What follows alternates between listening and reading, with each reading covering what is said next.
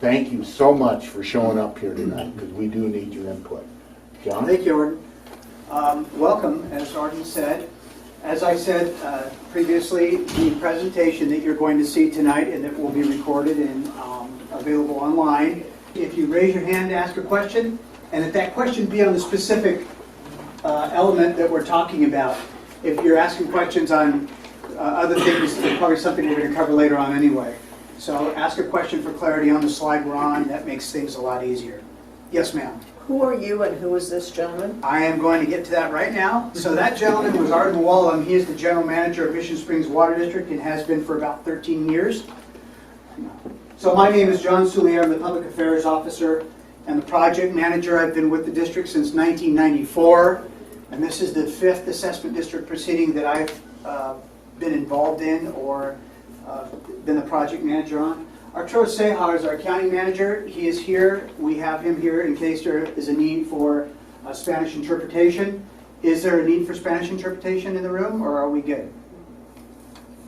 So Arturo, you can hang out and be totally entertained, or you can go home and have your life. CV Strategies is a firm we worked with on the last 3 projects. Tara and Brandon are here helping us film this, and they do a lot of assistance for us on public outreach and education. So here's the overview of what we're going to talk about a little bit. Just quickly on who is Mission Springs Water District. Tara, you probably give up your chair at this point. Tara, you can probably give up your chair too. It's okay, we can do it. Just briefly about who we are, and most of these sections are brief, so don't get overwhelmed by the content here. We will talk about what an assessment district is, and frankly, what a grant is. What does that mean to you? What is our role throughout this process as an agency? Very important to you. You need to know our limitations and what our mission is. Why we're proposing this project at this particular time. We'll go over the project areas with you, look at the maps. We'll talk about cost considerations, obviously the number one issue, but we'll get to that. You need to build up to it so you understand everything surrounding that. We'll review the ballot and how that all works, the process, the timeline, the board action. And then we'll take any questions that were not answered at that point. All of this information will be available on the website as well as we move forward. And after April 1st, this video will be, if you want to go back and don't remember something or need a refresher, or frankly, I'll have contact information and you can call me or my assistant. I have a card here as well. If you want to take one on the way out, that's fine. So what we do, so Mission Springs Water District was established in 1953 by people that live in this community. It was before the city was incorporated. It was 1 square mile of land. There were 2 private water companies. They were consolidated and purchased by the community. A vote of 249 to 9, I believe, to form this agency. Back then it was Desert Hot Springs County Water District. And we changed that in the 80s to become Mission Springs Water District. Right now we are over 135 square miles. And we go all the way to Cabazon Indian Reservation. We come up to the border of Sky Valley. We pick up a little bit of Palm Springs at I-10 Indian and all of Desert Hot Springs and some of the county areas around. So it's quite a bit larger than it was at that time. And we protect your award-winning water. This is one of our main mandates. One of the reasons we're talking to you, one of the reasons we continually are out looking for funding to make sewers affordable, because we need to protect the groundwater, and that's one of our major mandates. We also treat wastewater. We're a water and a sewer agency. We have a treatment plant, 2 actually, a very small one near Sky Valley, and the other one is near the Little League Fields. In fact, the Little League Fields to the south, that's our property down there that we lease to the city for $1 a year so they can have Little League and have the kids able to play. But right on the other side of the fence, if you hit a home run, don't go get it. So we treat it in an environmentally sound manner. That means, you know, it's not a septic tank. It's within compliance. And down the road, we're even looking at reuse opportunities to help us balance our water supplies up here. And we help conserve. If you've lived here any amount of time at all, you've probably heard from me in one form or another about using less water conservation. And by the way, this service area, our service area of the 5 public agencies in the valley, We are almost #1 in water conservation, and our per capita water usage is very low. So that's something the community should be proud of. So let's talk about what an assessment district is. So basically it's a tool, and it's a financing tool. So what it does, it makes large priced or high priced items possible to purchase by a large group of people. And it's a guarantee against the loan. So an assessment district, if it's passed, it's all by the vote of the people, purely. You're in charge of everything. We cannot force this upon you. This is your call. And a financing district, assessment district, it's required to have a nexus of benefit to your property. So I can't build sewer to one property and have it nowhere near another and charge the person that's nowhere near. It has to benefit your property, which is why you would receive a ballot to vote on it. And it does guarantee against your property, that assessment, that it will be paid back over the terms, 20, 30 years, whatever the case. We'll talk about that a little bit more later. It's a method of dividing the cost of these public infrastructure projects between a lot of people. So it's spread evenly based on benefit. Everybody gets the same benefit. It's the same assessment to your property. If someone gets more benefit, for instance, if you happen to own a triplex instead of a single-family dwelling, you'll pay a little more because there's more benefit because you have more use on that property with that system. And that's what I was just talking about. The cost is proportional. Some commercial properties will probably pay a little more because there's more use for their benefit to their commercial property than a single-family residential. And in fact, in this proposal, you're going to find that an improved property costs a little bit more than an unimproved property where there's no structure. So what's a grant? Well, this is the good stuff. This is what I've been working on since 1995, finding funding to make infrastructure affordable to the residents and citizens, our customers up here in the Desert Hot Springs, greater Desert Hot Springs area. It's outside funding, first of all. It comes from other sources. Mainly for us, it's state and federal sources. We've been extremely successful. We've probably captured in the last 15 years nearly $30 million in grant funding. Think about it, for a community of 40,000 people. That's pretty darn good. It's applied to reduce the cost of the entire project. Now, I received a few calls, and the person on the phone said, well, how do I apply for that grant? Well, you don't need to apply for the grant individually. The grants that we are after are applied to the entire project, and we'll show you the numbers later, to reduce the cost for everybody. So you don't have to do any legwork on grants. It's all done by us to reduce the total cost. Here's the good part, right? It's not paid back by you. Now, one gentleman on the phone today asked, well, don't my taxes pay for a grant? Well, yes, but the small amount of taxes that come from this area have are a small portion of the millions that we're getting. So we're not paying millions and millions of dollars in taxes from here. But when we get these grants, we win from taxes that are paid all over the country or all over the state or through the propositions that you've all passed in times past, the water bonds, etc. Those are the areas we get these grants from. So what's our role as a water agency? We're very restricted, actually. We can only do so much. We do need to plan and facilitate the ballot process. That's all up to us. There's a lot of administration and process that goes along with that to make sure it's done in accordance with state law. Lots of laws surround the way this has to happen, and we have to stay right in the middle of it. In fact, throughout this process, we have to hire what we call bond counsel, which is an attorney. He oversees everything to make sure that we're marching right in line with what state law requires under Proposition 218. Anybody remember Proposition 218? You passed it in 1996, and it changed the way that these types of things are formed. It was called the Right to Vote on Taxes Act. And that's why you get a right to vote on this. You can't build it and say, welcome to the family. Yes, sir? On the ballot process, is it going to be for our district only, or is the whole city going to vote on it? So the question is, on the ballot process, is it for our district only or for the whole city? The ballot process in this particular case are only for the properties that will benefit from the project. So it's only the Assessment District 18 area, which I'll show you later. Most of the city, in fact, all of the rest of the city has already been converted. well, I wouldn't say converted, but sewer has been constructed to their properties. So from past assessment districts. Yes, ma'am? Did we already vote to increase our taxes for the sewers a few years ago? Great question. So in 2004, every area that we're talking about tonight, you did vote to do this very same thing, to create seed money so that we could go out and say, look, the community's kicked in, Mr. or Madam Grant person, now you need to help us out. Well, what happens is that seed money is put down. You don't pay anything unless we actually build a project and we go out with it. But there's only a 10-year window. So in 2004, that was voted in. I voted for that as well.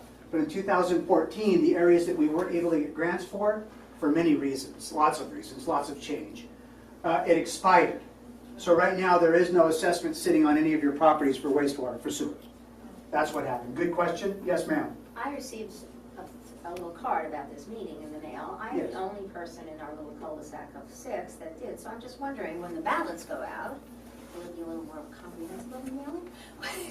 Yes. So the question is, she received the notification, and she's the only one in her cul-de-sac that did. So what we'll do is, after the meeting, I'll get with you, we'll get information on that.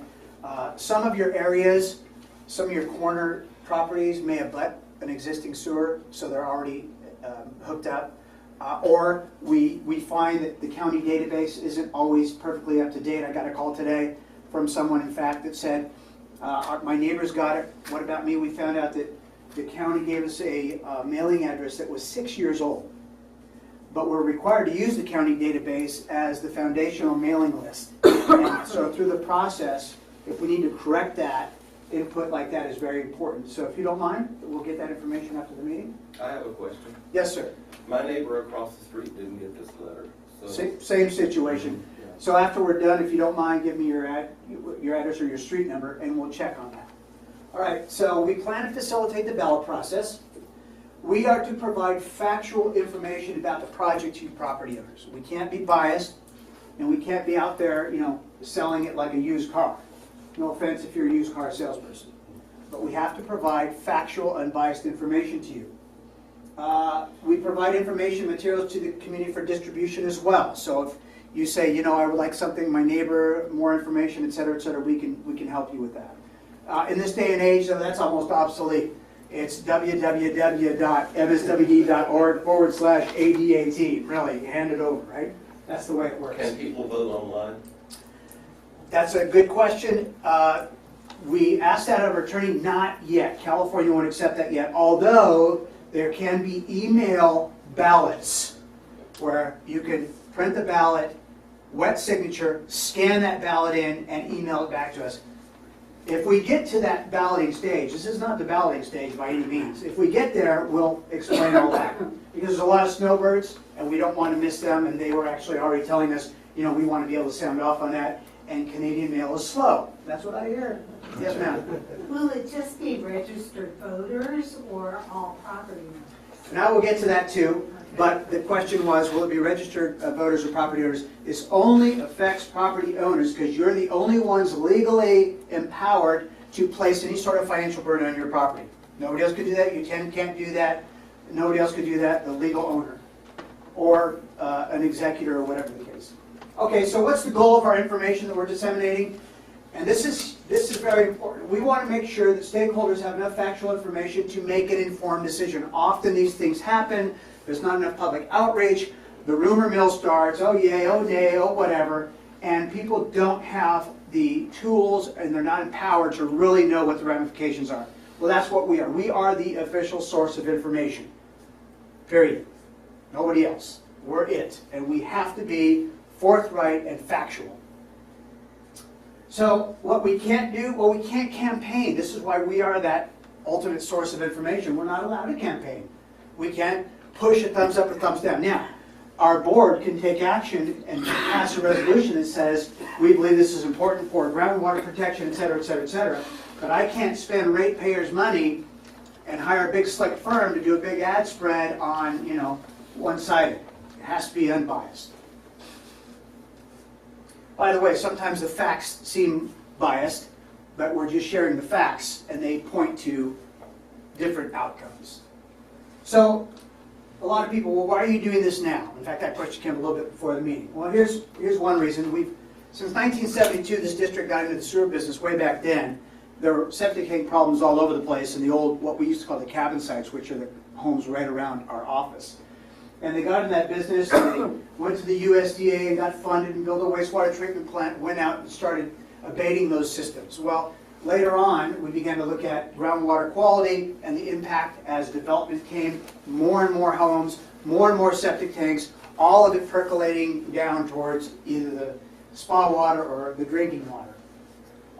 The other thing is, right now, modern wastewater treatment is environmentally sustainable. It's important. We treat that water to state standards, and when it's discharged back in the environment, it's for beneficial uses, and in the future, reuse to bring balance to our bottom line water demands here. Yes, sir. I would counter that all that wastewater is not percolating down to the quality of drinking water, because last year at this meeting you told me that 80% of the city's already been converted. So if 80% of the city is already on sewer and only 20% of the city is still on septic tank, how could all that septic water percolate down to the groundwater when there's only 20% left on septic? Okay, so the comment was that there's only a smaller percentage of septic 20%. tanks left in the region, and how can that impact the groundwater? Well, it's about the densities. And so what the Regional Water Quality Control Board does, which is an agency of the state that monitors groundwater discharge, they look at septic tanks per acre, and they see densities where you have neighborhoods. And what you'll see in the map later on, for instance, you have Mission Lakes Country Club up there, a few thousand homes, all combined, all of them percolating wastewater through their septic systems at one time. It's at the top of the watershed. That's what we're concerned about. That's what the regional board is concerned about. It's not that these down here. Now, does that reduce the possibility of groundwater problems? Yes, it does. But as long as there are high densities of homes, it could be a problem. In so much as in 1998, we went to the state of California and we got a law passed that restricted new development from building more than one home per half acre if there's no sewer available. So all these new developments out here to the west, we required them to build sewer lines and make sure that they're not starting the whole process all over again with septic tanks. See, failing septic tanks, anybody ever experienced failing septic tank? I have one right now. Oh, it's some nasty stuff. Oh, yeah. That's a health problem. But septic tanks that work well, that's going down towards the groundwater. That's another problem. So both are a problem. If you're failing, you got a problem and a pretty good expense. And if they're not failing, working properly, they're percolating water down through the alluvium down towards groundwater, whether it's the spa water or the drinking water. Another reason for now, and we'll talk about two of these in detail anyway, is there's funding available on the grant side of the equation. And I'll talk to you about that money. The other thing is there are septic failures. Over the last year and a half, I've gotten quite a few calls, especially in the Highlands area. Septic tank failing, when are you coming, when are you coming? So this is still happening, and the investment, the cost of this has inflated, just like the cost of sewers, period. Everything's inflated. The cost of remediating failing septic tanks is inflated as well. It's extremely costly, and it's a problem. Yes, sir? Did the funding increase over last year from the California grants? There Or is is- there more grant money than there was last year? So the question is, there more grant available than last year? Yes. There's a higher ratio. I think we're talking to you guys about 57% of you pay, and the rest comes from the state. It's a little better and a little bit more assured, which is really good. So the other one is customer feedback. There's a lot of customers just saying, look, we moved here from another area. We've never even heard, what is a septic tank thing? We would like to see modern sewers in our area. It's good for the property, it's good for the environment, et cetera, et cetera. All right, so I just wanted to show these two documents. We went back in 1996 and we had a couple of reports done. One of them addresses how water flows through the type of soils we have up here. And the other one was specific from USGS, from the Department of the Interior, specifically to high density septic tank. And that's part of what launched our program for us to get very serious and for the board to get very serious. In fact, my kind of christening in this business was because of these two reports. We had to get aggressive with communicating to the community how important it was to figure out and answer the sewer problem. And I got to tell you, one of the first assessment districts we went to form back then, with no grant money at all, was only $6,800 per parcel. And they said no. And I was visiting with them about a month ago, and they were angry at each other for saying no, because the inflation has made it so even half of that is more than it was then. So you can see what happens. But those are the reports that really kicked it off. It's been a community-wide solution. I mentioned this earlier, since 1972 when we built that treatment plant down there.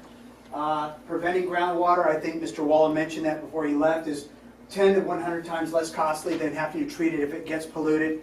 The high desert is a big example of that. They had pollution problems up there because they had all these septic tanks up in the Yucca area. They began to import water. Water levels came up. It met the septic going down, and all of a sudden they started having water quality problems. Very costly to remediate, and now they're in the $200 million bracket for building an entire new wastewater system up there, including a treatment plant. So it's a very difficult thing. We have employees that live up there. Very, very expensive. I live now, I lived here for 20 years. I lived in Cedar City, $20,000 per parcel in Cedar City. So it can get quite expensive. We're doing a lot better here. Yes, ma'am. Since you brought up cost, Yes. what cost are we talking about? I'm going to show you the whole thing. I know, but I have to leave. And I'm going to get you a question. How long do you have? You have 10 minutes? yeah, probably. Okay. But is there an extra cost then to hook your house up? Yes, we have. So there's a lot of questions about costs, and we'll get to, and we explain all costs. Replacing local systems with central sewer, that's part of our solution. Using outside funding to make sure that costs are as low as possible and low interest. We have as a public agency access to some of the lowest interest money that's available anywhere because we get it through what's called the state revolving fund.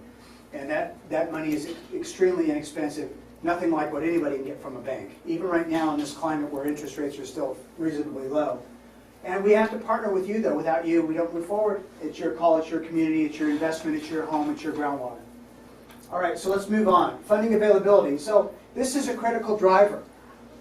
Grants and low interest mean this is the cheapest this is ever going to be. It's not going to get cheaper, and we're not going to probably never get more than 50% off the cost. Is it cheaper than last year? I think it's probably pretty close at the end of the day. And actually, it's again, the inflation factor has even come up since a year ago. Last year it was almost $8,000 for the pipe in the street, and then it was another $2,500 to $3,000 to hook up from the street to the house. So I was looking at almost $12,000 over. Well, I could put $8,000 of it on a 25-year loan, okay, and then the hookup fee I'd have to come out of pocket, so that would be the $3,000 out of pocket. So I was hoping you could get more California grants this year so that you could bring down, you know, the $7,800 that we were going to pay for the main pipe that goes in the street. Yeah. If you could bring that cost down a little bit, it would help us a lot. No, I agree. And we're doing what we can. We have a couple of angles on that may help even more than what we have now. These are preliminary numbers. So again, the questions are a lot of questions on cost. I promise you we have plenty of slides on cost to put you to sleep. So the funds are right now available through California Prop 1, which was the last water bond that was passed. And they are first come, first served. We mentioned that in your flyer. It's not first come, first served to you as individuals. It's first come, first served to the agency. And we're going after those aggressively right now. In fact, right now, we have in hand a Prop 1 grant that's going to do some of the design engineering work in some of the areas we're talking about tonight that haven't had that design work. That's going to reduce the cost. So there's still some reductions in cost for this overall project that we're working on that are not quite in the bag. Yes, sir. 6 to 8 years ago, we attended a meeting and I asked John Furby if all the plans for the city had been drawn up.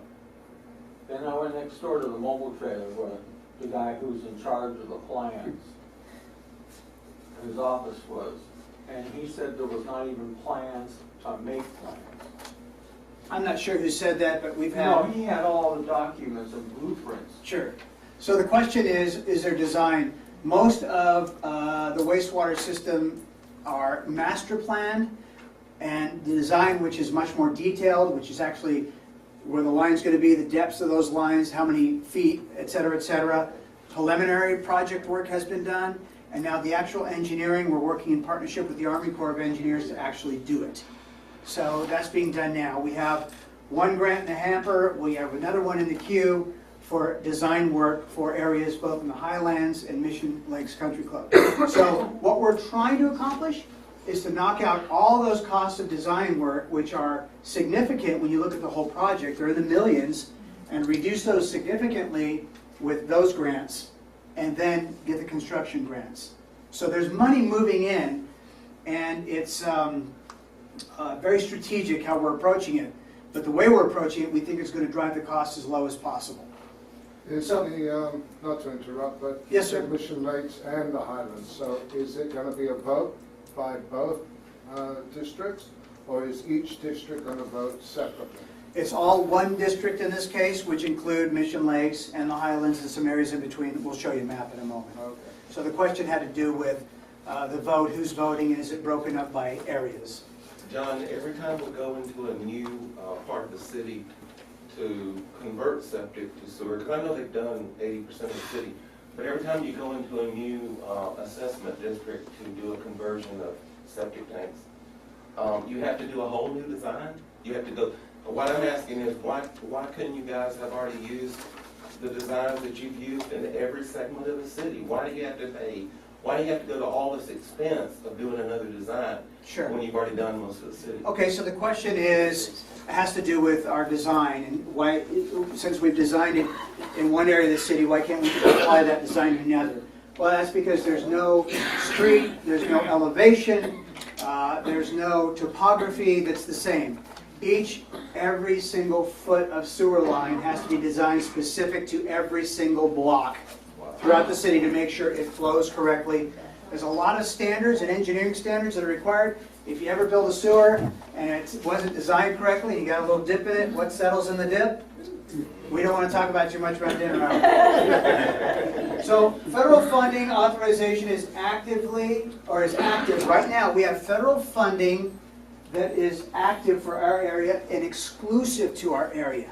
We worked for years with the federal government to get what's called a construction authorization through the Army Corps of Engineers, specifically for the Greater Desert Hot Springs region, to bring in funding to build sewers. Very important that we use that money, because if we don't continually go back to them, they'll take that off the books, which they have done for other areas in the past. Once the resources are gone, like this water bond, for instance, when that's used up, it's gone. So we want to strike while that money's being divvied out. Hey, Jerry Lewis, not the actor, but our old congressman said, look, I'm not a big guy on tax and spend, but if the rest of the country's being taxed and all this money's going somewhere, I want it to come in my district. I feel the same way. It's out there, somebody's going to use that money, why not us, right? Interest rates are still really low, guys, and we can still get pretty cheap money out there, especially through the state revolving fund. But again, the funding availability, community support is needed to match that money. If I don't have a match in hand, they don't even give you the second or the time of day. And we need to act soon because it is limited. And again, it's first come, first serve. We keep hammering that, but it's true. All right, let's go on. So here's your project area. So area A up there is Mission Lakes Country Club.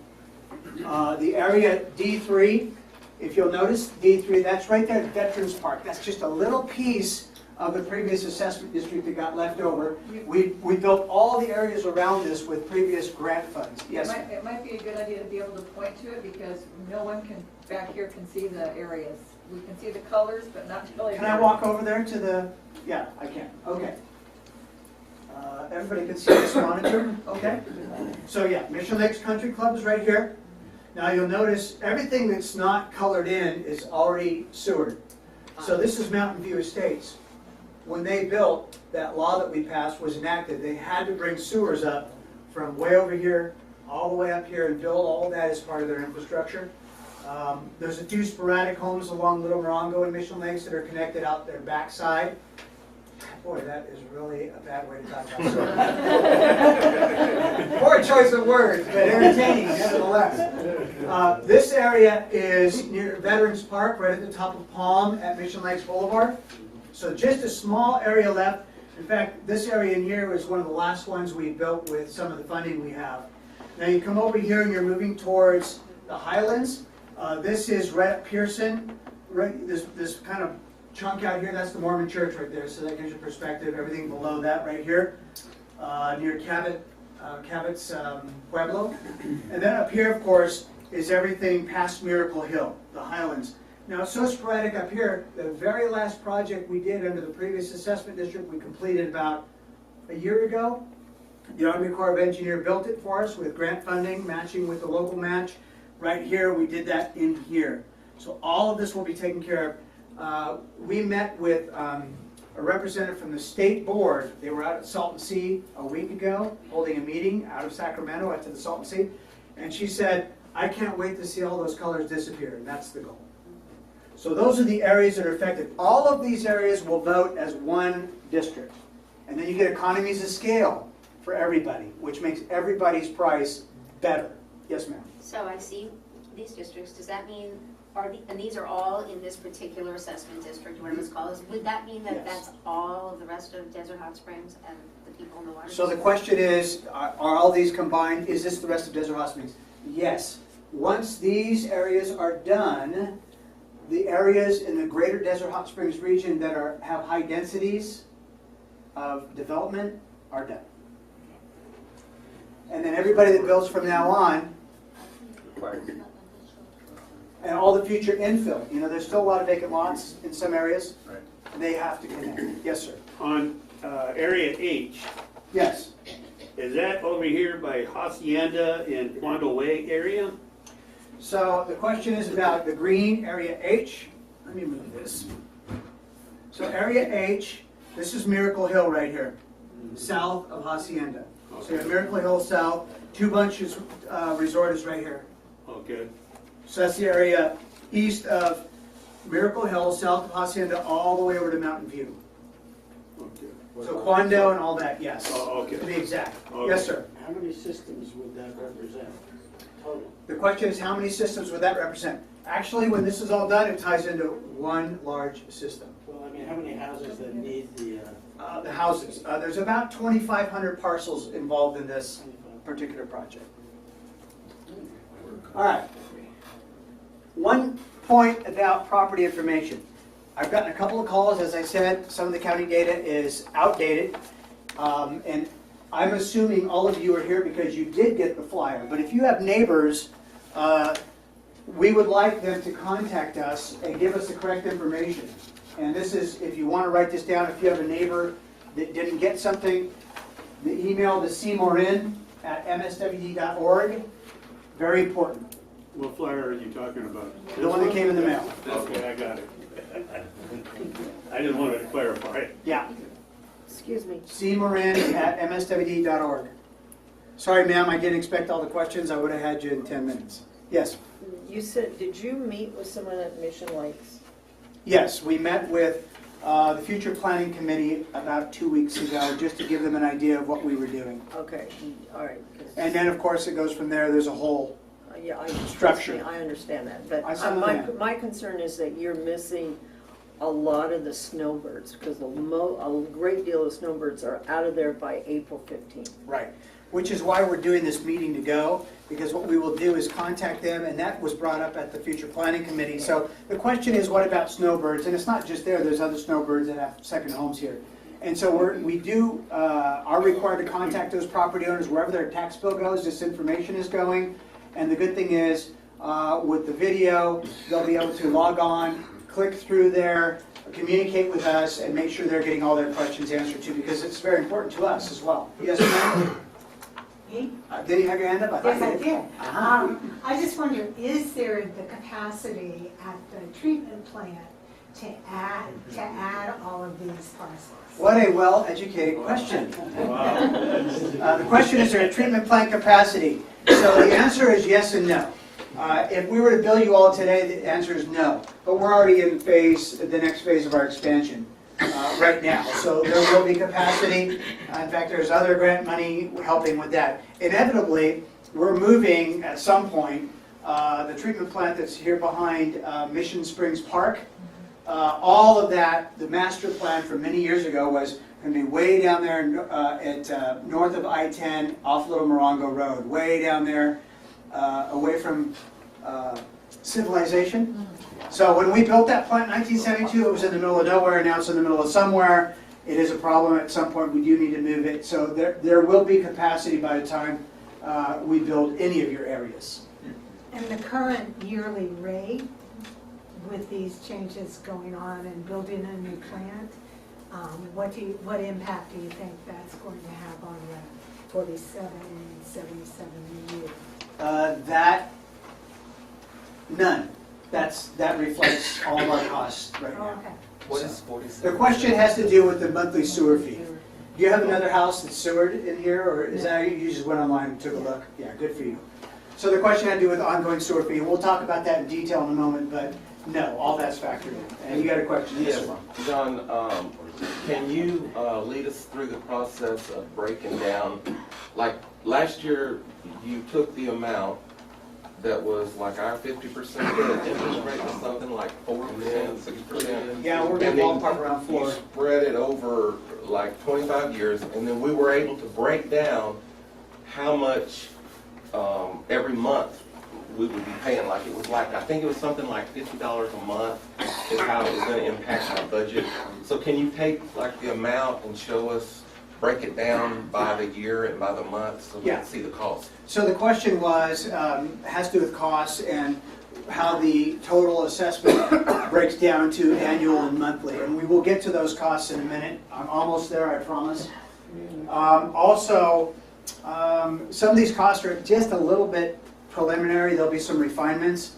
I'm hoping to refine them down a little bit, although they're not that high. If you look around, again, where I live, it's $20,000 for their assessment, et cetera, et cetera, et cetera. So it's all perspective.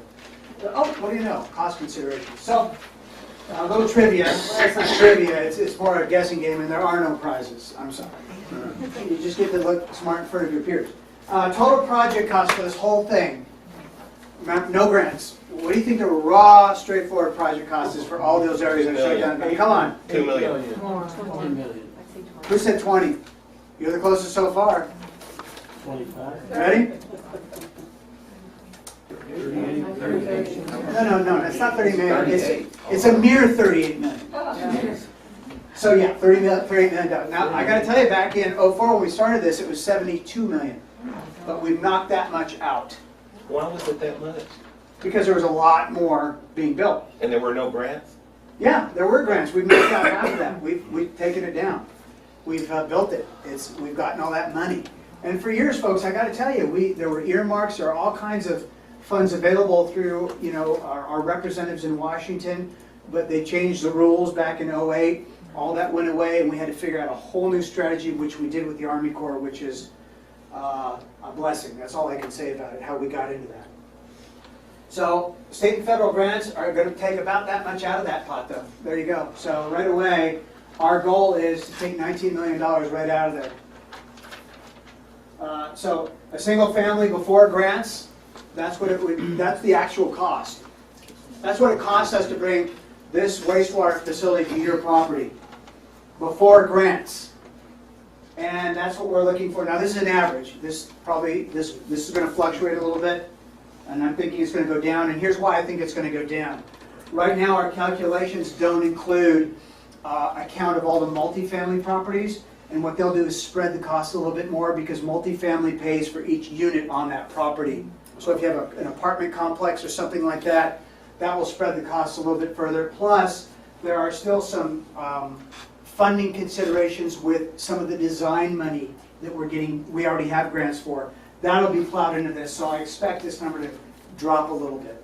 Ma'am, you have your hand up? Did I get it? Oh, you're taking a picture. All this is going to be posted on the website, by the way. The whole presentation will be, of course. Yes, sir. Can you break down the 8,000 over 25 years? Tell us the interest rate and tell us how much we're going to pay each year and how much each month. I can't. I don't know if I do it on this slide, but let me look. Let me Or go just on. do it roughly. It doesn't have to be exact. While I'm going through this, let me think if I can remember Okay. back to the spreadsheet I was playing with. I've been playing with a lot of numbers today, folks. So a vacant parcel, anybody have vacant parcels up here? Okay. So before the grant, that would have been about a little over almost $14,000. With the grant, $6,852 over 20 to 30 years. I've owned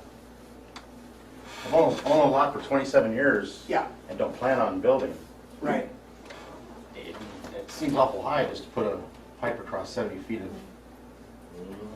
It is. So the comment was that he's owned a lot for quite some time, doesn't plan on building. And that's fine. So it's a financial decision. Folks, you own it. I mean, if I owned a lot, my question to myself would be, I may not plan on building, do I ever plan on selling? And if I do plan on selling, if somebody's going to build there, is it more attractive to have the infrastructure in place or not? And that's really a decision you have to make. Yes, ma'am. Is this cost just the pipe to the street and then the hookup from the street to where it hooks to our home is on top of this cost? Yes. Okay, so the difference between the single family, which is an improved property, and the vacant is that we put the connection fee in there so you don't have to come out of pocket with that. So what is a connection fee? That's the capacity at the plant. And then you get 50% grant applied to that. So that's what brings it down to 811, 6852. What does that build? It builds all the infrastructure of the street. That includes all the capacity in the main treatment plant and interceptor lines to facilitate whatever wastewater is coming from your property. And it builds a lateral to your property line. Now, public financing cannot go onto your private property.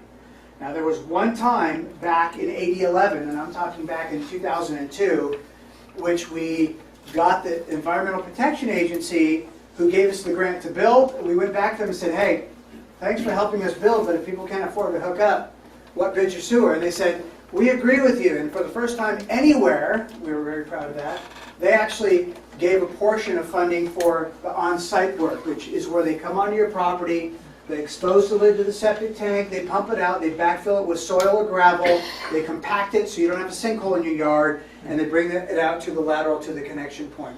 All of that private property work is yours. Now, one thing the district did do back in 1990s, the late 90s, when I first started in this program, is I said, you know, a lot of people can't afford this. What can we do? Can we do anything?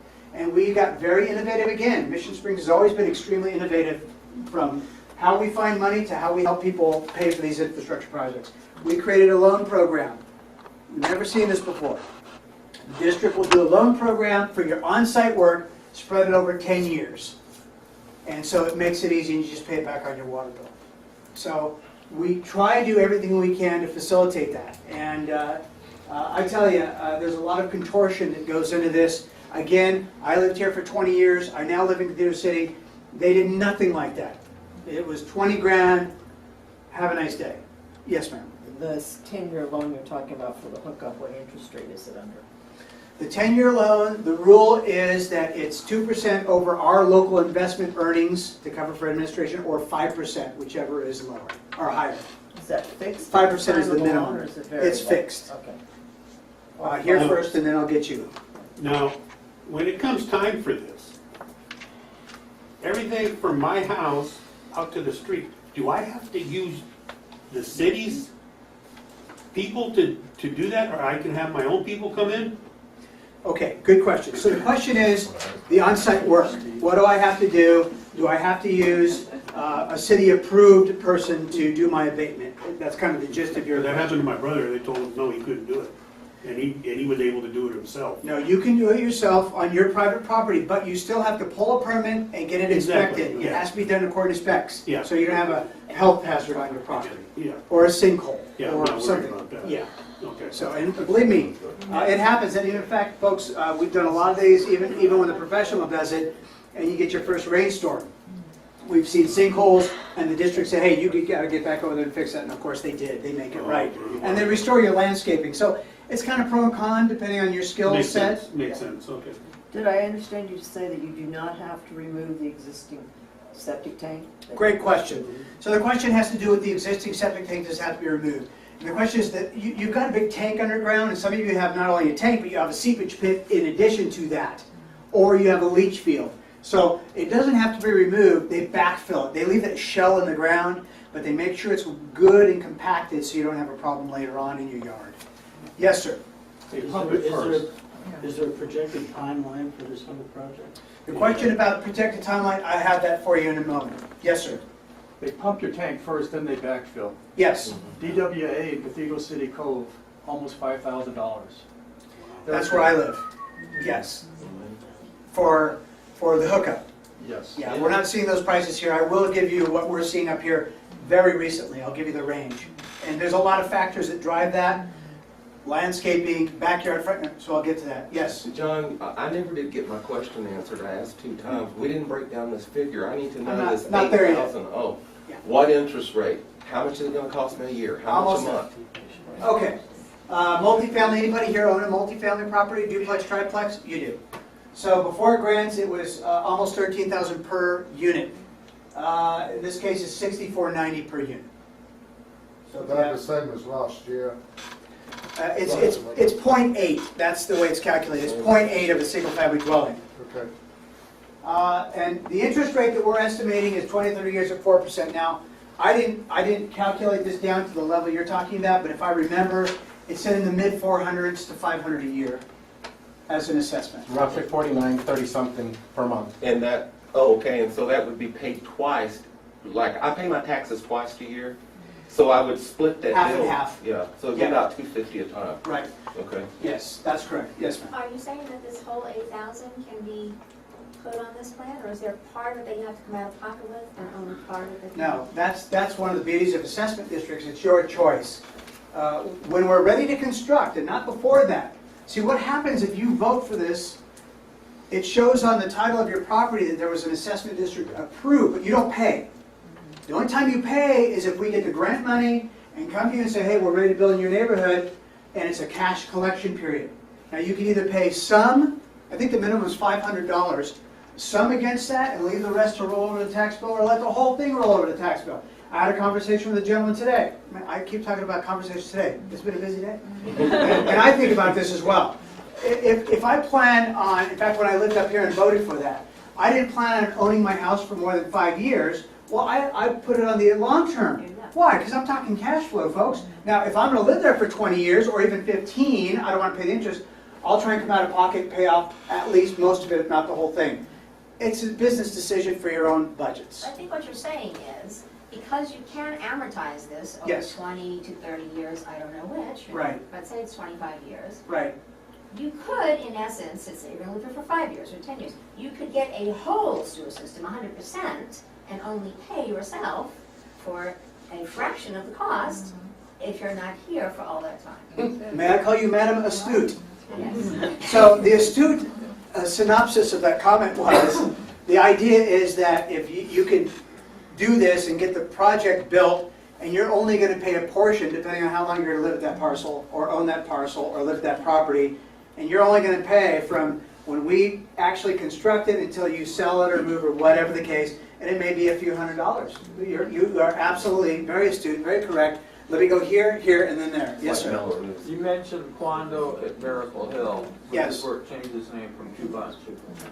And you talked about Hacienda. Yes. Are you going to go beyond Hacienda and up to Desert View? Anything above Hacienda that is not currently sewered will have the option to bring facilities up there, yes. It's all included. If there's no sewer in the greater Desert Hot Springs area where there's high density of septic tanks, Mission Lakes, and within the city limits, you are included in this project. Here? Groundwater. Yes, ma'am. My mother lived in an area, they voted down the system. 2 years later, their groundwater quality was determined to be unacceptable, though I think the county was the main thing. The health department, yeah, Somebody possibly. came through and basically said, you have to do. Is not currently sewered will have the option to bring facilities up there, yes. It's all included. If there's no sewer in the greater Desert Hot Springs area where there's high density of septic tanks, Mission Lakes, and within the city limits, you are included in this project. Here? All right, groundwater. Yes, ma'am. All right, my mother lived in an area, they voted down the system, okay? 2 years later, their groundwater quality was determined to be unacceptable, vote. I think the county was the main thing. The health department, yeah, Somebody possibly. came through and basically said, you have to do it now. That has And it cost happened. them 4 times as much as what they would have been voted on. Is that a possibility of happening? Okay, so the question is, could sewers ever be mandated because of water quality problems? So the answer is absolutely yes. In the high desert, the Water Quality Control Board said, look, folks, you have wastewater from your septic tanks impacting this groundwater. You've got to do something, or what they did was a threat of a cease and desist. A cease and desist, what's that mean? Well, cease and desist from discharge of wastewater. Well, how do you do that if you don't have a sewer system? That's what the order had to do with. Right now at North Palm Springs at I-10 Indian, one of the problems with that area developing is the regional board said you're too close to valley water supplies. They didn't use the word moratorium, but there's restrictions on what you can build out there now. You have to build what they call advanced wastewater treatment or a sewer system. So yes, has that happened in other areas? Has groundwater been polluted? All over the country, of course it has. Will they do it here? That's yet to be seen, but they have their eye on this area and they did support the legislation to make sure that no more growth happens without protecting the groundwater. But they have the power to do that if it happens. The state of California has power to do that, absolutely. And this is you guys know our water. I mean, it's awesome water. There's just no doubt about it. We took in the top 5 again this year in the international tasting competition. I mean, it's great water. The spa water is, it's the lifeblood. So you want to protect those. So if they did that, we may not, and if we say no now, and in 2 years, I don't know, whatever, a year, 5 years, something happens like that, and they say, you've got to do it now, we're not guaranteed of any kind of grant or anything like that at that point in time. We would have to pay the whole thing. So the comment is, if the regulatory agency did come in and mandate, there may not be grants available. That is possible, but I have found this. When they do come in and regulate, they figure out a way to help too. And by the way, all these state grants come through the State Water Resources Control Board. So they got their hands in this, and they administer these funds. Why? Because they want to protect groundwater. That's why they do these bonds. Yes, sir. John, earlier you said that way back when you first started the conversion, I guess 10 years ago, the first group of homes, you were able to convince one California board to pay for the connection fees. It's Is there any way- EPA, federal. Yeah, the EPA. Can you go back to them and ask them if they'll pay half of our? I mean, they might say yes. You are one tenacious guy. They might. I remember you from the last meeting. They might actually say yes. No, you know what, let me tell you, Never heard one of my that. main jobs has been, and I'll just go to a little history, it's good for video. So my first job up here was in the older part of town. There was sewer available to a lot of parcels, about 425 parcels. And their connection fee was not included in their assessment district. So they had to come out of money with not only their connection fee, which was over $2,000 or about $2,000, plus the on-site work in one of the demographically most difficult parts of the community. And I said, there's no way. So my job was, in 1995, find money. That was the whole christening of my career, find money. And we did. We found it through state, federal, senior home repair program, county. We found money under trees, left on buses, wherever. And we figured out, we got all those people connected, and almost every single one of them got a grant to take care of at least half of those costs. So we never stopped. In fact, as I'm talking to you, and the question that you raised about would they mandate it, in the high desert, one of the things they did, and we're going to talk to them about, is they gave them a 1% loan to help facilitate that up there, that huge project up there. 1%, that's great. We're talking 4% here, which is low, but 1% is even lower. And when you amortize that out, the annual outlay, it really gets affected by it. So we will not stop shaking the trees if we can find money. If the Congress is talking about, going back and looking at earmarks again. They've been talking about that since early this year. If that happens, we're gonna be back in Washington on EPA's door and say, look, you guys did it before, we have this community, here's what the income levels look like, blah, blah, blah, and whether your incomes are that or not, doesn't matter, the community is. Will you help us get people to get that on-site work done? And we'll keep going. That's our Our focus. average income in Desert Hot Springs is only like 35,000. Yeah, it's in the 30s. Yeah, it's really low. Yeah, well, that's. So maybe they'll help us based on That can help us, it does help us. It makes us very attractive, especially to the state grants, because one of the things they look for is what they call a DAC, a disadvantaged community. Right. And I realize there's people at this part of the echelon and people at this part of the echelon, but when you find the middle, you realize that the demographic up here makes us extremely attractive to funding. I'll go back to it again, 30 million, population of 40,000, think about that. Yes, sir. The assessments are assumable, there is no due on sale when you sell or convey to someone else. It rolls over. So the question was for the video, are the assessments due upon sale? No, it absolutely rolls over, just like your solar panels do. Yes, sir. So, say you put in the sewer line, can you mandate the property owner to connect? There is a connection requirement, it's state law, as well as local ordinance. The first notice is once the sewer's available, and you'll know because it takes a while to build this stuff. Your trees will be torn up, your carpet will be messy, your driveway will be a mess, because it'll be dirty everywhere. And we'll replace the streets, you'll get a notice that the sewer is now available, it's a 90-day notice. You can say, well, give me 120 days, we go out, I believe as far as we go is 120 days. The good thing about that is everybody's connecting at once, then you start getting together and go into that contractor and say, look, your price for him is this, your price for her is this. I'll tell you what, we'll get 10 of our homes, give us a real good price, and they'll do that. We've seen that in times past. Yes. Should I also understand that in addition to whatever amount you might pay per month if you decide to do this, there is also a monthly fee payable to the water district for Yeah, sewer? I have that on coming slide. Let me see if that's right next. Well, what do you know? Additional cost. So the question had to do with monthly fees. So sewer service charge, yes, and we'll explain what that is. So for improved properties only, obviously a vacant property, you're not hooked to anything, you're not going to pay anything. So the septic abatement, now, right now, currently, we're seeing them as low as $1,800 for the on-site work. Now, what is the scenario? Well, most of your homes, not all, but most of your homes, the septic tank's in the front yard. It's a quick shot, it's right there, no overhill, no overdale, no going under walls in most cases. That's the low end we're seeing right now. Back when I started this, it was $650 way back. So, again, that inflation. The high end is, it depends. That's my dollar sign, it depends. Well, it's because it does. It depends on if it's in the backyard, some are. Now, folks, we had a connection here in town, and they built a room over the septic tank. Oh. That was a little costly. You had to cut open the floor, you had to come through the window to pump it, you had to do everything. What a mess. Don't ever build anything over your septic tank that you love.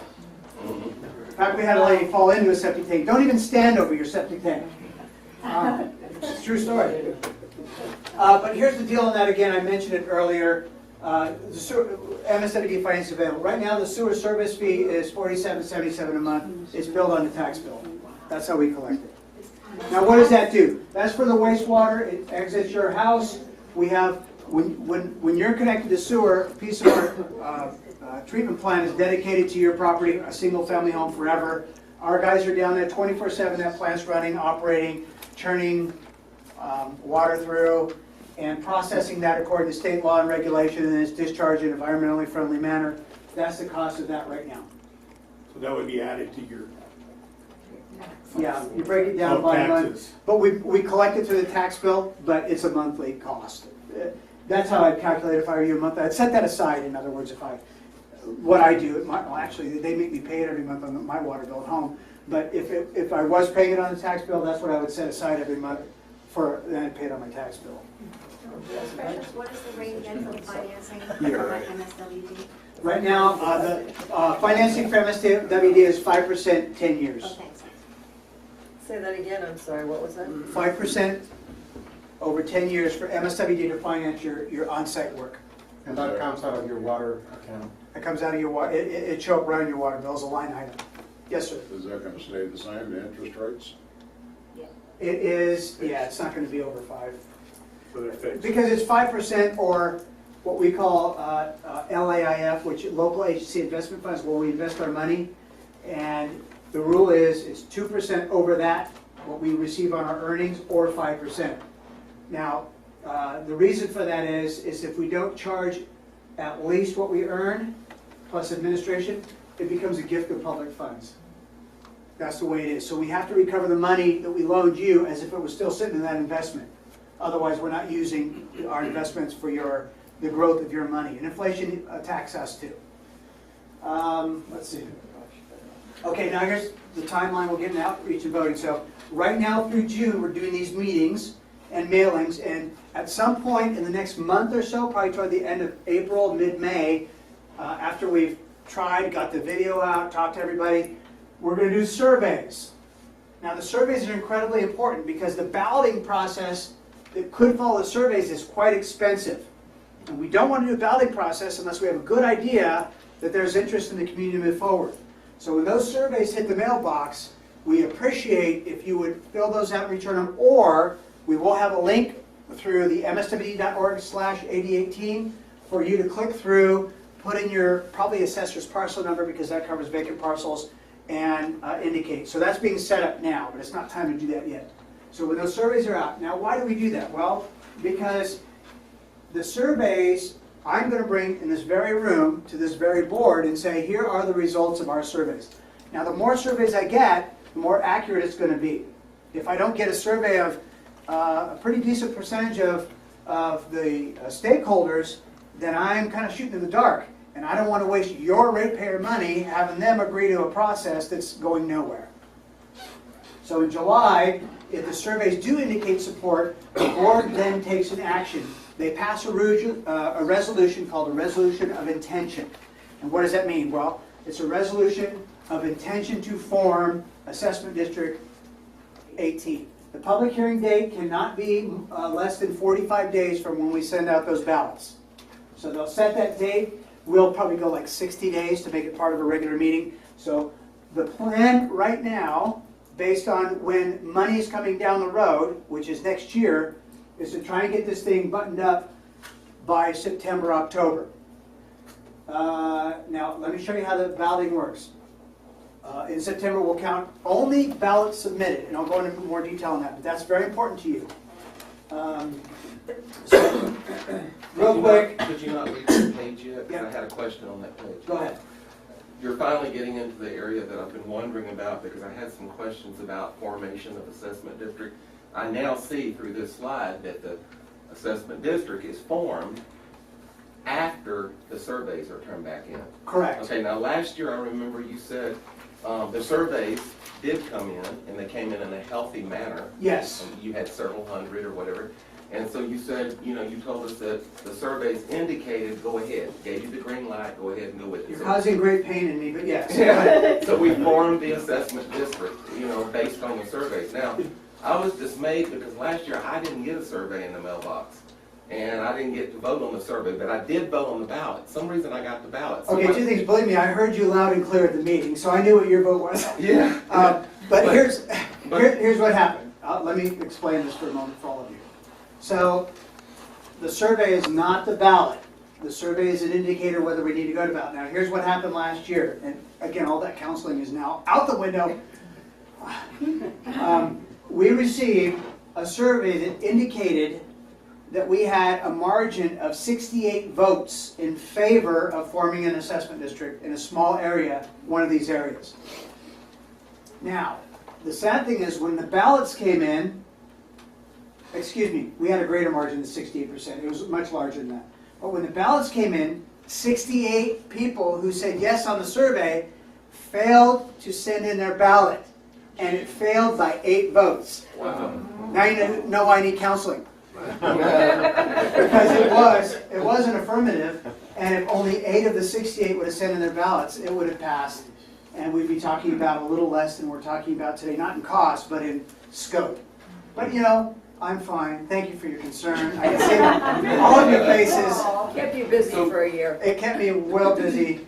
So John, yes, so go ahead, finish it. So what I would do, I'm gonna myself in July be looking for my survey, and if I don't receive it, I'm gonna contact the C. Moran at msw.org. MSW.org, but you'll get it before July. The surveys are going to go out probably in May. In May. Yeah, because we need to show up at the board meeting in June with a recommendation. And plus, again, let me go back to this. There'll be an electronic link, so you don't actually have to mail something. You can just go on, click, click, click, click, done. And then it would be 45 days after the survey, the No. ballot? No. If the surveys show favor, in July, we'll go to the board and say, go ahead, take action, and then that's when the 45-day clock starts, in July. And then at the end of the 45 days is when the ballot shows up in the box. Is when the ballot, no, that's when we count them. You'll get them right after they say go in July. So the question is on the process of the ballots. So in July, if the board takes action to move forward, ballots will get stuck in the mailbox. We have to provide a minimum of 45 days. We're going to provide more. It'll be more like 60 days for you to return your ballot back to us. Whether you do it physical, bring it in the office, mail it back to us, or if you don't live in the area, scan it, sign it, scan it, and email it to us. Our attorney said we'll accept that. Yes, sir. So, based on how many properties you own, do you have that many votes, or you just have one? Awesome question. The question was based on how many properties you own. Do you have one ballot, one vote or more? When you get down to it, it is the valuation of the properties that you own in the sense of a single-family dwelling is equal to a single-family dwelling. But a duplex is equal to about 1.5 single-family dwellings. So for that one property, your weight, you carry more weight on your ballot. Because at the end of the day, it's tallied by dollars. So if a guy owns a big old apartment complex, that's a lot of weight in votes that that person carries by that vote. If you have 5 properties, you get a ballot for all of those properties that are affected by the project. So And there are a lot of multi-property, in fact, you guys said you own a vacant in addition to an improved property? Side by side. So you get two, you'll get 2 ballots, one for one amount, one for the other, and when we tally them up, it'll take the combination of those two, their cost against that. But is the vacant lot just as powerful as a single-family dwelling? No, vacant lot is less, because you don't have a vote. It's unimproved, so you don't have, it's not a higher assessment amount. So it all comes down to the assessment amount against that property. All money. That's what really comes down to, it comes down to pennies. It comes down to pennies. Yes, ma'am. During the summer, some of us will be away now and then. How are we going to be notified other than regular mail? Will we get an email? Will we get a text? Well, not unless I have that information, but it will be U.S. mail. Are you U.S. mail or Canadian mail? Yeah, U.S. Okay. But if we're away I hear that's for, a plus, but if we're away for a month, Yeah. and, you know, Are you having your mail forwarded? yeah, probably. Okay, so that's the process. But the good thing is 60 days. And if you know we're going to the board, or we're going to be sending out these surveys in around May, you could always log on to the website and just check if the survey is up. And all you have to do is plug in your information. So that'll help. Yes, sir. So John, as far as the time frame is concerned, let's say this thing flies through the ballot and it gets approved, when would we be looking at starting actual construction on the project? Okay, I'm going to get to that. Okay, all right. That's a great question. The question has to do with timing on actual construction. And there are some funding timelines that we're approaching quickly. And one of those is the annual request for the Army Corps for their 2020 work plan. And what this is, this would give us that, actually we have something for the 2020 work plan from a previously passed assessment district. This would be 2021, but you have to ask in 2020. And you have to show a community match, otherwise don't bother asking. Because they can't build if there's not community match. Let's see if this shows you where the advantage. Okay, so we're going to get through this. I didn't want to go too long on this. So there are some advantages, disadvantages. Obviously the boat, low cost to operate septic tanks, right? Now if you're pumping it when you're supposed to, which most people don't, you should pump it every 3 to 5 years, depending on how many people in your household. Most people wait, and in year 20 they pump it, and they can't figure out why in year 21 they're pumping it again. Just letting you know. I'm every 6 months. They will fill, yeah, you know what, I know people that are almost costly. on a monthly. Yes, ma'am. Real quick, septic tanks, do you assist the homeowner in any way in locating their septic tank? Because I bought this home 3 years ago and I have no Question idea where it is, do you assist a homeowner in locating septic tank on a private property? There are as-built, both at the city and the county, that tell you, hypothetically, where your septic tank is, but your septic tank contractor, those guys know how to find those things. They know how to sniff them out. Was that correct? Yes. When I started having problems with my septic tank, Yeah. I went up to the city and I ended up getting 2 drawings. One shows a leach line and one shows a pit. Yeah. And I asked, what do I have? They couldn't answer that. Yeah. I said, so what did they sign off on when I'd seen the whole list of, How old's your house? it was built in 2005. I bought the house in 2007. A year and a half later, I've been fighting this problem ever since. And you are in that I was south on of the way. Hacienda? I'm on. Okay, so the Catania. question is that he went to the city and got a couple different renditions of what he has in the jar as far as abatement. It's possible, depending on percolation, that they might have set you up with both. It's possible that one is a septic tank and the other is a leach field, which works in concert with the septic tank. So the way it works, I should have put this graphic up.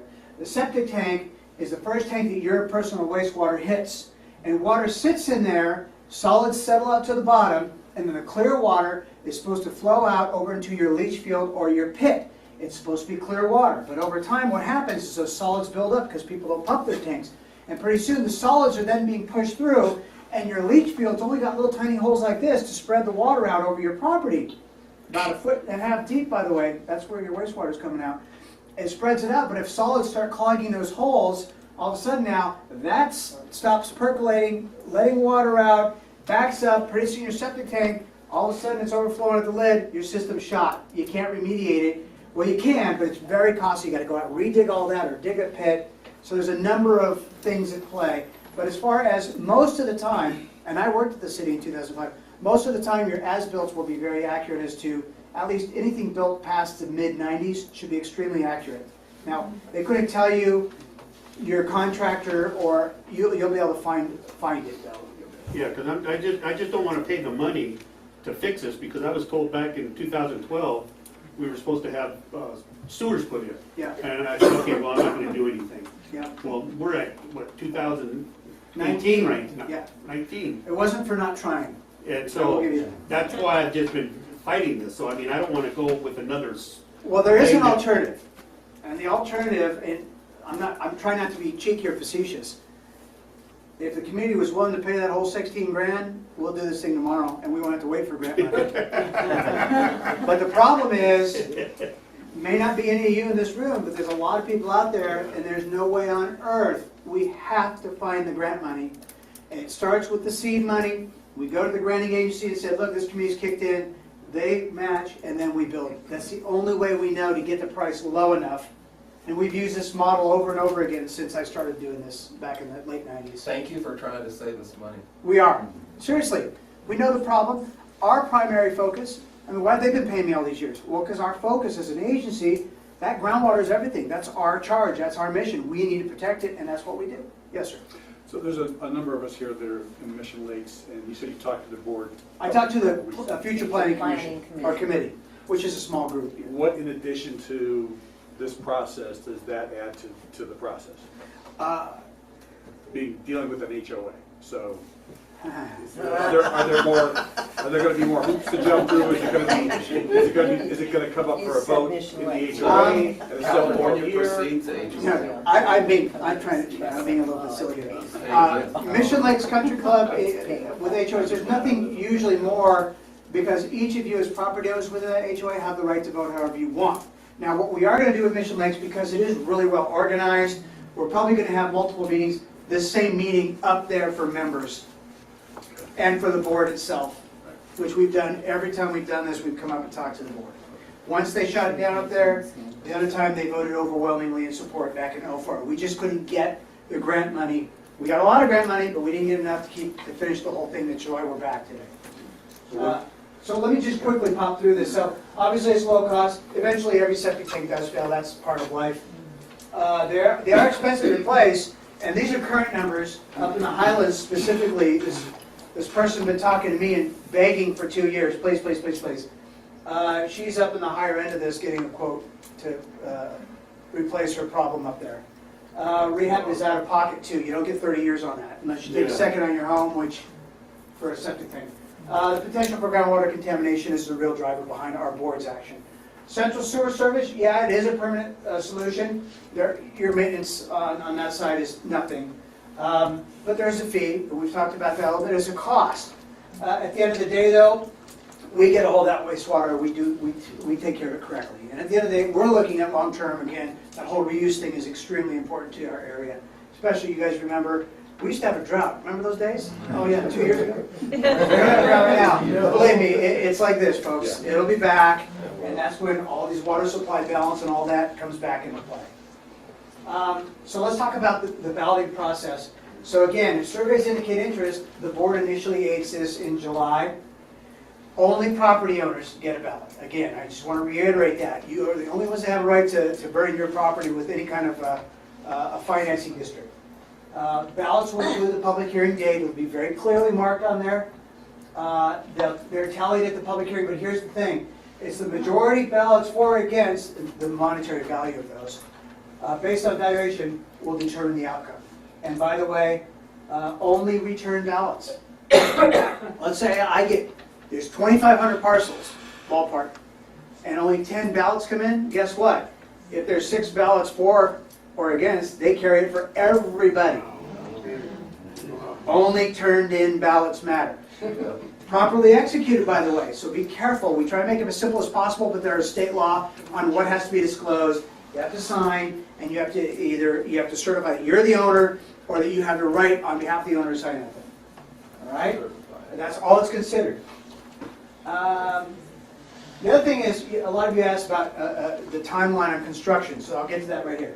So grants come incrementally. So right now with the Army Corps, for instance, they've told us, come in and ask for $2 to $3 million a year. And we'll fund it, and we'll fund it, and we'll fund it.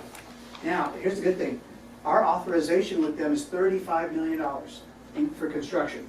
So there's a lot there, but boy, I'll tell you, there's a lot of hoops to jump through. And the Army Corps thus far hasn't built things as efficiently as we do, so we're working with them trying to figure out how to make their money not more expensive than no money. That sounds funny, but that's the facts. So it comes incrementally. So what do we do about that because it comes incrementally? That's how we built everything so far. Well, years ago we put together a 10-point criteria that indicated a lot of things. Number one was, how are there a lot of vacant lots or a few vacant lots in that neighborhood? High densities. Where are they in proximity to which groundwater? Demographics. Shovel ready, which is the next one. What does shovel ready mean? Is the engineering already done, the design work, which some areas it is. So we did this 10-point criteria and we laid these sub-areas out for priority. We are going to revisit that because I was reading it again today, and some of that stuff's actually obsolete. We didn't realize after all these years things have changed. So we'll probably look at that criteria again. It may change which areas we start with. And there are restrictions on funding. We get funding from a lot of pots. There may be a pot of money that they'll look at Mission Lakes and say, no, we won't touch that. They're not disadvantaged community enough, but we will build over this part here. Will you do it? Of course we'll do it. We're not going to say no to money. So that comes into play from time to time. Have them come visit my house, we'll be disadvantaged. Well, that's true. And that's the thing. It's up here we have such a mix, Yes, ma'am. We have a rumor going around in town that where we live, it's gonna cost us more because we have so much granite up there. Yeah. Oh, yeah. Plus Now, construction. There are rumors that That's the benefit of the economy of scale. Okay. Yeah. And so, as an example, above area D3, up above this area, what do they call that up there? The top of Mission, Waterman Heights. top of Palm, above Waterman Mission Heights. Lakes Boulevard, same condition. And they were all part of one assessment district, along with some stuff below there. We did it all for the same price. Okay. Because it's economy of scale, it works. That's the great thing about doing it with a large, a broader financing district. Yes? So, assuming the surveys come back positive, the balloting comes back positive, with 2,500 units that you're gonna need to hook up, and you're gonna have to prioritize the areas, what is the approximate time frame for all of those 2,500 units once construction begins? More or less? I know it's hard. We could, if we continue to work well with the Army Corps, we could say 6 to 8 years. 6 to 8 years. But we have other money coming from the state through those propositions, and all we have to do is get our seed money in place so we can go to them, and that could accelerate it, so. We would like, it has to be within 10 years, because if we go 10 years, folks, when we go build it, that thing disappears off your title, and nothing happens, and I'm not gonna be doing this again, I'm too old. A majority of that part that you haven't done yet is over the hot water aquifer. And from what I understand, a lot of areas it's only 75 feet deep. Now down in town, where you've done them all, is 200 feet deep in the cold water area. Why did you not give priority to the moneymaker of the city? You know, I can't speak for before my tenure here, but the other areas were prioritized based on not just proximity to the hot water, but also the drinking water. Because it is a moneymaker, but the other is your public health. So that's part of it. The other thing is Mission Lakes is right where the fault line splits. So Mission Lakes affects both. That's why it's got somewhat of a priority. But as far as prior to that, we did the 10-point criteria in around 2005, 2006, where they said, look, we get this money incrementally, we need to come up with a way that we can approach the community where everybody's happy, because we were getting kind of clamored. People were saying, hey, bill here, bill here, bill here. We said, okay, we have to figure this out. And so we did. That 10-point criteria, I believe, is on our website. I'm not sure, but I think I'm going to talk to our team this week to say, hey, do we need to readdress this? See if it's still accurate. Let's see, construction abatement, we already talked about that a lot. We build the main lines and laterals to your property line. You're responsible for your septic abatement, connection to the sewer main, or the 18, or it depends on what your specific situation is. No need to stay there long. M70 provides large slows, already talked about that, over 10 years. And here's, frankly, the second to last slide. So it really is up to you, folks. Again, I'm sharing information. What you want to do with it, it's up to you, and it will always be up to you. You all vote. You got the power to choose, and you know what you choose is going to have an impact on your property and the community for good. So your forefathers that made these decisions, thank you. You know, and that's additional questions. That's my contact information. Let me get her, and then I'll get you, sir. Yes, ma'am. Just if the votes come back very split, so Mission Lakes goes for it and the Highland doesn't. It's all one group. But would you take that into consideration and then, you know, have only one? So here's what we've done in years past, and we're talking about doing this. We did a dual ballot when we first did the whole big area, all right? And the dual ballot had two questions. Do you want all of, back then it was Assessment District 12. Boy, we've come a long way. Do you want all of Assessment District 12 to go, yes or no? If an assessment district as a whole fails, do you want your sub-area to go? Yes or no? Now, all of Assessment District 12 passed by 72%, so there was no question. But it did provide for that, and we are looking at that to make sure state law still supports us doing it that way, and the grant money can balance all that out. Excuse me, so that is a possibility, and by the time we get to the ballot phase, we will know the answer for sure on that. So you may be able to stand alone, for instance, in the Highlands, where I am getting a lot of calls about septic problems. And part of it is because it's difficult to build up there. It's granite. You've got rock. I mean, drive up there on Highland Avenue and all that. I mean, you see what the houses are built on these, you know, this hunks of rock, and they had to fracture with dynamite to even get it to percolate. So it's different everywhere, and some communities want it, some don't. But overall, we start with the overall. Yes, sir. My question was the flyer showed 3 meetings between this month and next. Are they going to be pretty much the same, or should someone plan on attending all 3? Well, if I were one of you, knowing it was the same, I'd want to come back. I mean, who wouldn't want to come back? It's the very same. It's the very same meeting. Now, historically, folks, you are breaking the norm. We rarely get this many people, which looks like the room is just the right size. Thank you very much. It's a good thing. But yeah, there'll be more meetings. But I have a feeling a lot of people I talked to on the phone actually are waiting for the movie. Here, and then there. So if it passes and you begin with Mission Lakes, does the Highland get assessed at the same time, or do they wait until you begin construction? So the question is, will you be assessed prior to us literally constructing in your neighborhood? And no. You will not. Only when we are ready to build the infrastructure, we will notify you that it's cash collection time, we're gonna spend money now, sewer's coming up your street.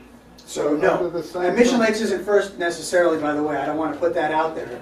I have to relook at the order, but I'm not sure that that is actually the case, but regardless, I get your Just point. looking at it, Yeah. And then if Mission Lakes came first, hypothetically, what are we looking in terms of the time frame for the Highlands? Well, if we get the whole thing done, on the outside in 8 years, it would be incremental. It just depends on the annual funding. If we get $2 million 1 year, then we can build $4 million in sewer. If we get $4 million 1 year, we can build $8 million worth of sewer. You see how it works? And pretty soon you're at that 19. So you're talking, it could be 8 years, it could be 5 years. It depends on how the money flows in. That's why this whole strike while the iron hot concept, I'm not trying to hype you up or manipulate you. The fact is that there's a Prop 1 water bond that you're all paying taxes into, and that money's going to go somewhere in the state of California. And how do we want it here? I want it here. We want it here, and that's why we got to go after it. Yes, sir. So, two-part question. Historically, I'm just wondering why, I haven't lived in Mission Lakes that long, but has there been a problem with Mission Lakes getting them on board with this? In 1998, they said that they were not interested. Now there was reasons for that. It was about $6,800 back then. Yeah. And it might have been the messenger. The person doing it at that time actually lived in there, the prophet in his own town kind of thing. And there were other political issues that probably made that a very difficult offering. In 2004, they did support it. We just didn't get that far with grant money. Okay. So. All right, and the second part of the question is, how, if anything, does the cannabis industry affect any of this that we're talking about? How does the cannabis industry affect it? Y'all ought to go ask them for a grant. You're the grant writer. I haven't found the industry grant program, but you do. Back to your point, you raise an interesting. They're tying in every time you see them. They're tying in across the road, so you know it's sewer. Yeah. Right? Of course, they like those nutrients in their groundwater. I'm not exactly sure. But that's an interesting thought, and I'm not saying anything of it. This is on film, so it's on the record. But that's an interesting thought. Yeah. So you've given us a maxed out timeline of 6 or 8 or 10 years, possibly for all this. But let's go to the beginning of it. Say you're the first person who's going to get this done. Lucky you. When would that begin? If the ballots are in September. Great, good question. So the funding we're asking for right now is for 2 pots of money that are coming down the road. One is the Army Corps of Engineers 2021 work plan, which we submit right after the end of this year. The other is Proposition 1, and there's a construction round, they call it an implementation round, coming in January. That we have to be ready to say we can demonstrate local match. And so if we get that, government, not local government, of course, only state and federal government, they work at glacial speed. So if we get approved for a grant, let's say the first quarter of next year or the first half of next year, it'll still be another 8 months. So I would say the earliest we could break ground would be toward the end of next year on any specific area. So you talked a lot about demonstrating local match. Does that simply mean that we all vote in the affirmative? Yeah, the local assessment is the key to everything. That is, I don't want to say the bait on the hook, but that tells the granting agencies that they can put money. See, here's how the grants work. There's people all over the state for these state grants clamoring for this money, right? And what the state does, you have to apply and your grant request is graded, it's scored. And one of the most important things is, the first question, do you have local match? And if you do not have local match, you're kicked right away. Well, local match doesn't mean that there's money right there. It just means that the voters are approving of this project. Well, once you approve... But then we have to pony up when you get to our property. Yeah, so an assessment district, a financing district, once you vote on it, it's a promise. Like a pledge. It is a pledge. It says, we're ready, you bring that money, boom, we've committed to this portion. I saw a hand over here, yes, sir. Yeah, on the cost that you're putting up now. Yeah. Let's say your property doesn't get done for 6 years. Okay, does the cost exactly stay the same? All the interest rates, the only thing that can change is your hookup to your house? Okay, so the question is, we agree on assessment amount, we vote on it, you don't get billed for 6 years, inflation hits, all right? What happens? California state law says what you vote on is the maximum your assessment can be. Now, here's the caveat. I can't vouch for on-site work, obviously. We don't know. Like I told you, early on, we were seeing connections for $650, and now they're $1,800 is low. Interest rates. Now, when we go out, let's say we get $2 million from the Army Corps, we have your assessments to match. Now, what we do is we borrow from whoever, the state revolving fund, against your assessments, because you're not paying me right now. I'm not going to ask you for, whatever. Right. Whatever the rates are in that time are what are paid back over the spread. So if I get money at 5%, that'll affect your payback. It won't affect your principal amount. We can't ever change the principal up. Can it change down? Yes, it can change down, but it cannot change up. You have a question? Can you define local match? Like, just define it. Local match is a pledge of funding that the community will contribute to the project, i.e. in this case, the financing district that you agree on, if you need to do so. There's another hand somewhere? Yes? I'm just texting a friend, telling him what's going on. So what I heard you say was the cost per home will be about $8,000, and then the hookup to each house will be a separate fee of about, did I get $1,800? Well, it's not really a fee, it's whatever your contractor's going to charge. So this is a private property negotiation. What I'm saying, the $1,800 is what we're seeing right now on the low end. Okay, and then the sewer service, I explained that, Right. that's $47.77, and the septic abatement. again, That's the hookup, that's the $1,800. That's the same thing. Yes. Thank you. That's what it was. I got just a small question. My mother used to live in Imperial Beach, and they have sewer pumping stations throughout the city. Yeah. Because it's a flat surface. We have a couple of those as well. They pay $40 a month, and we're on a hill. It rolls downhill. Just saying. I've read that in business books. We have pump stations too. All costs are local though, actually. It just depends on what treatment's required, the size of the system, the maintenance required. All costs are local. And that's what we always talk about. People always say, well, you are this and CPWD is that. And other. All costs are localized. It just depends on the specifics of your area, what drive those costs. So one more thing I want to point out. For a water agency, a public agency, whether it's your water bill or your sewer bill, we have to demonstrate nexus between what we charge and the costs that are driven by the services we do. So every day that we maintain that sewer system, your water system and all that, those all go to a budget. We cannot charge more than it costs to do that. We can't have a profit. We just went through a big budget presentation Mr. Seha did today, and we got into that a little bit.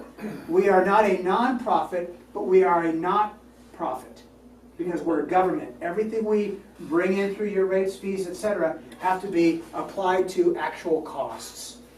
Yes? I have a question for you. The map that you, with the areas that were up there? Yes, sir. I know you said you had to look at it and reassess it, but looking at what you have up there, hypothetically, the earliest would be sometime late next year, Yeah. right? That we break ground. Where would you break ground? Okay, so. I'm asking because we're dealing with repair, or about to deal with repairs ourselves. So we're gonna get double tapped. We have a sinkhole right now. Do you mind if I ask you where you live? Highlands. Highlands. I get more calls from the Highlands, and that is an important consideration. So here's I'm gonna go back to this. We have that 10-point criteria that said where we should go first. That's now 14 years old. So again, I'm gonna talk to our executive team and say, maybe we need to look at this. I get calls regularly from the Highlands that we have failures up there, and I know why. I used to live up on Amapola, and above Hacienda. And I know my next door neighbor, good old Mario, they lost theirs. And they had one of those deep, 30-foot deep seepage pits. Man, that cost them a pile of dough. He almost fell into water.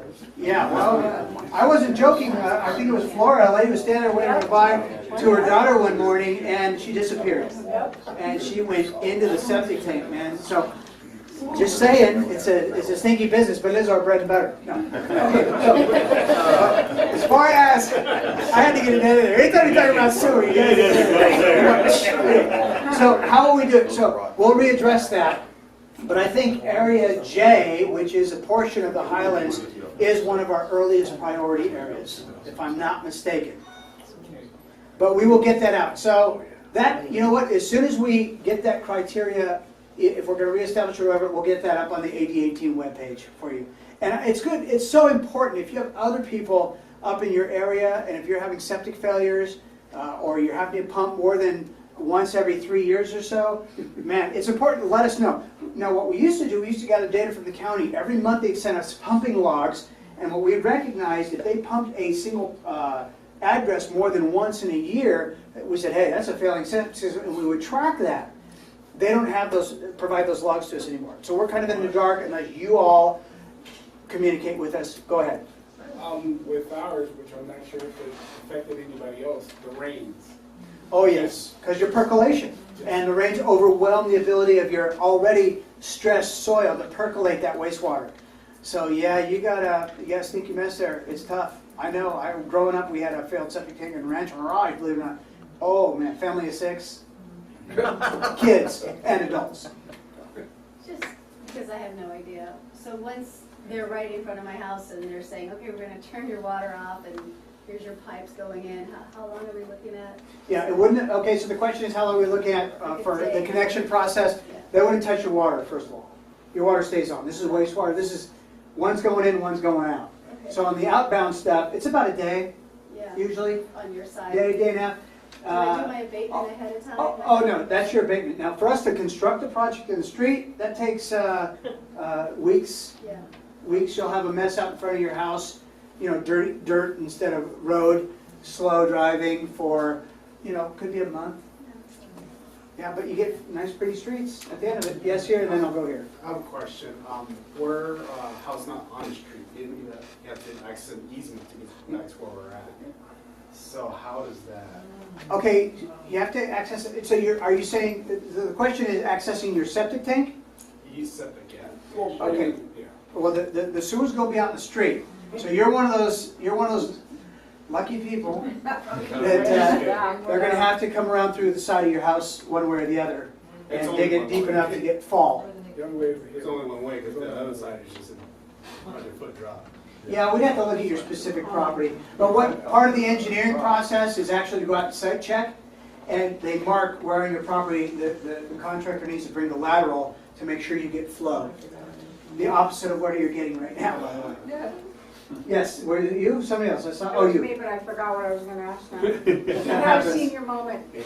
I've been having them since I was 12. Yes. So, if you live on a side street, I live off of Skyline on Elm. There's only one house. Sewer line down Elm. They will make sure that there is a lateral to your parcel. Yes, whether they bring a line up. Are there other parcels on Elm? There's a parcel on the other side of the street. Yeah. And then, of course, they want to develop the 16 or 68 acres that go towards. I know what you're talking Proceed. about. Yeah. Yep, that's beautiful up there, and that's where all the granite is that you're Yeah, sitting very on. Yeah, so, yes, they will build, it will be designed to get you and anybody else on that area.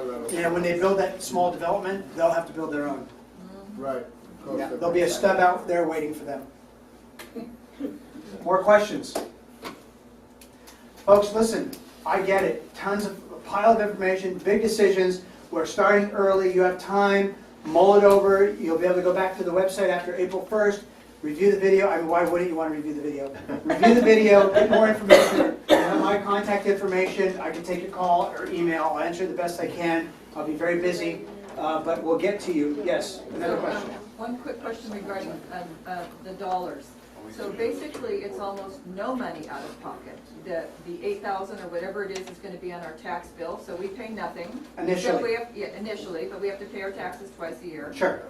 Hopefully, we can still write that stuff off.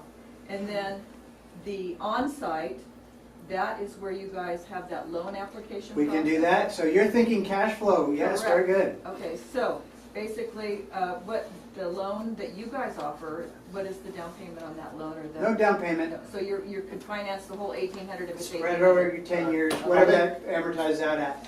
Correction, it is a 10%. Oh, 10%? Yes. Okay, so if it was Oh, thank you, $1,800, Arturo, that's new. you have to pay $180 I didn't know that. on Correct. the 18. That's, Okay. that's the only amount you pay now. And then the rest is amortized. That's new, that's good to know. So for the camera, there is actually now a down payment on our loan, which is 10%.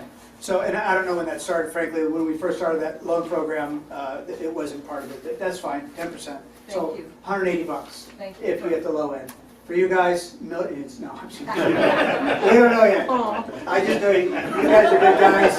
I feel for you, I really do. That's a tough one. It's not as bad as the guy whose bedroom was over it, but it's a tough one. Other questions?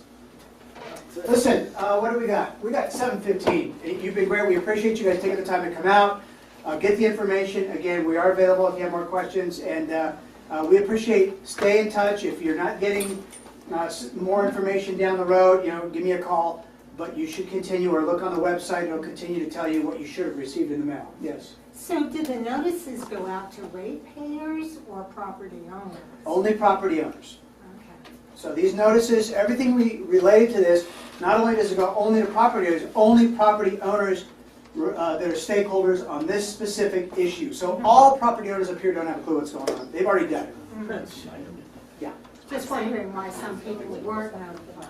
Yeah. In the case of your close neighbors, again, I just want to reiterate, if we're using county data, it's not always accurate. In some cases, quite inaccurate, especially if it's a newer home. Tell them to call me so we can match up with the APN and make sure we have the right contact information. All right? Right. And the website, again, is mswd.org/AD18.